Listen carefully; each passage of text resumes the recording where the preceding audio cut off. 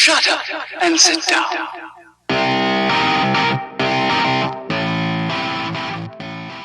Foxtrot here. I hope everyone's having as good of a lockdown as is possible. For me, it's been a good chance to put a lot of time into gaming and an excuse to spend money on some new parts. Today I've got the Logitech G502 Hero Gaming mouse to unbox for you.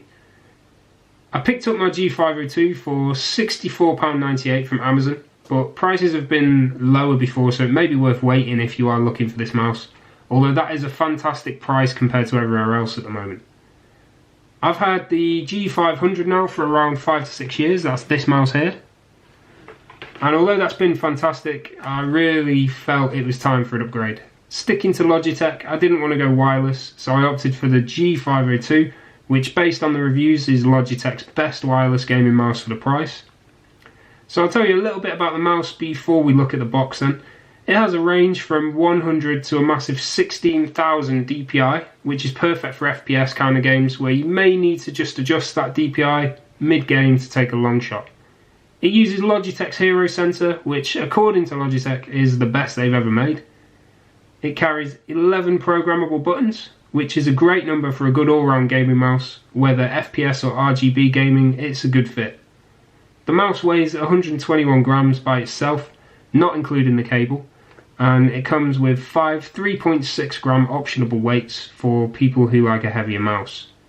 It also has one programmable RGB, which you can see on the front there, which is the G logo on the mouse. I'm not a big fan of huge use of RGBs, so hopefully it'll look nice with that one in there. Let's take a look at the box then and get this thing open eventually. On the front is the initial image and name of the mouse, so G502 Hero, and there's the actual mouse. On the left side are the technical specs. I'll put a few of those in the description of the channel so you don't have to struggle trying to read it. And then on the back a little bit more information. Again, it will be in the description, and a picture of how to insert those optionable weights into the bottom of the mouse. Alright, it's time for the moment we've all been waiting for, me included, and let's get this thing open and see what we've got inside. Now, you know I've had problems opening boxes before. Thankfully, Logitech have thought of box challenged people like me and put an easy peel tab on the box. So there's some extra points for intuitive thinking there. No effort, hopefully. Oh, still effort. But no knife required. And no confusing opening boxes.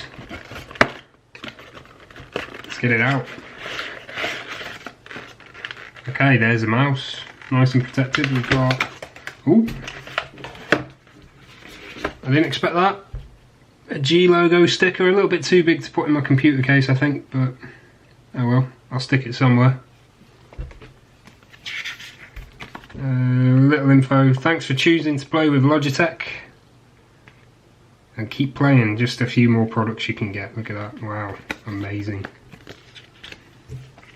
I do like the sticker though, that's a nice little touch. Okay, here we go. Nice case, minimal.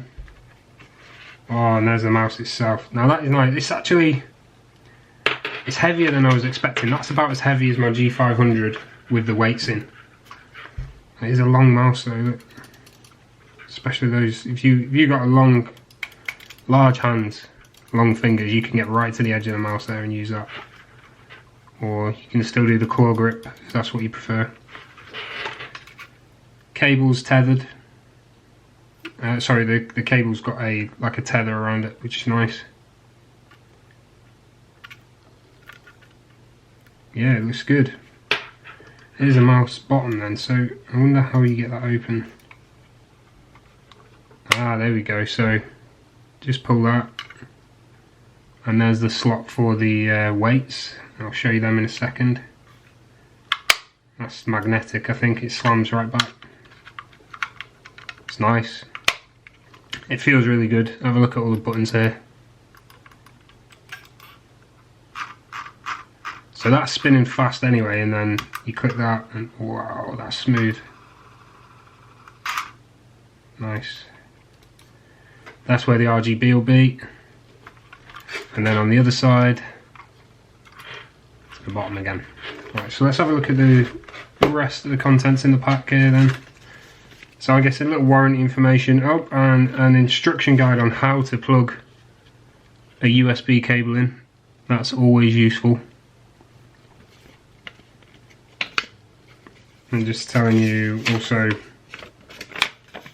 how to put the weights in, which I'm sure will be needed at some point.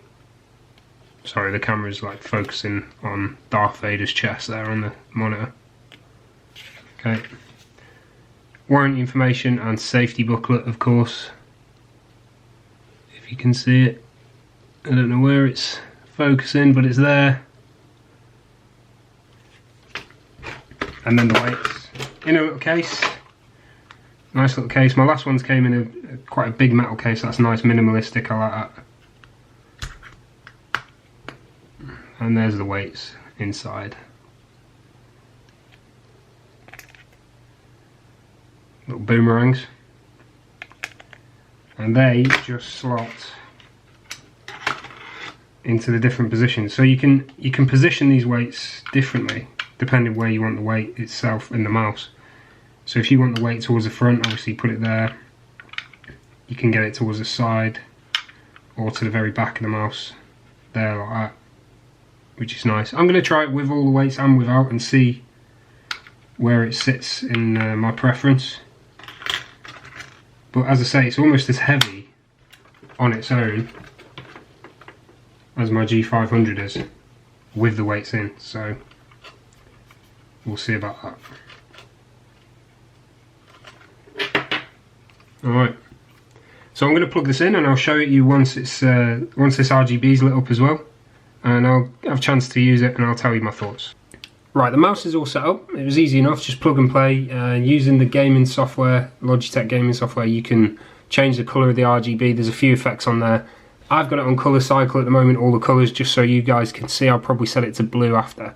One thing worth noting that I thought was a little bit of a downside is the speed display of the mouse. Now you can see as you click the speed up or down, it displays the speed, but then after you let go, that quickly disappears and you don't know what speed you're on other than the movement of the mouse, which most of you will be like, yeah, well that's obvious, but it's nice and easy just to have that there displayed all the time so you can just quickly glance and realise what speed you're on. It also has a sniper button, that one there. If you press that, it drops your speed straight away, and that's really handy for FPS games. If you are sniping or if you're taking a long shot, then that'll be perfect for picking off that guy that you want to kill.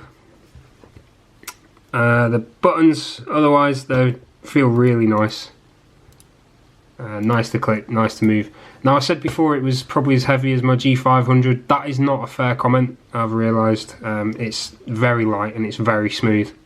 It moves unbelievably smooth. Obviously it depends what surface you've got it on, but this is the Logitech G240 gaming mouse mat, and it's obviously designed to run on that because it glides. You know, there's absolutely no resistance there at all, which is great. Which I'm probably going to actually drop the speed further than I normally would while gaming. So yeah, it's pretty good. And the buttons to click, they feel nice. They're easy to click. As you can see, that one's set to do different things at the moment. I'm guessing that's changing the speed. Yeah, it is. So I'm gonna change what that button does. I'll probably just have it as a programmable key, I think. But I'm really happy with that sniper button. I'll keep that the way it is. That's really handy for FPS games. And obviously you've got the G5 and 4 there, which I don't think they're programmed to anything yet, but I'll get them programmed in as well. Mouse wheel's beautiful, and with that click off, it's just so smooth. Still going. Still going. Okay, we'll stop that there. Right, that's the mouse though, in a nutshell. All in all, I'm very happy with this purchase. The mouse just feels right in my hands and it's comfortable to use. I'm a big advocate of Logitech anyway, but they really have outdone themselves here. And I look forward to using it for years to come, hopefully. That's it for the video, guys. If you enjoyed the video, please like, comment, subscribe, and also check out my Twitch and Facebook channels. The links are in the description. I'll catch you soon.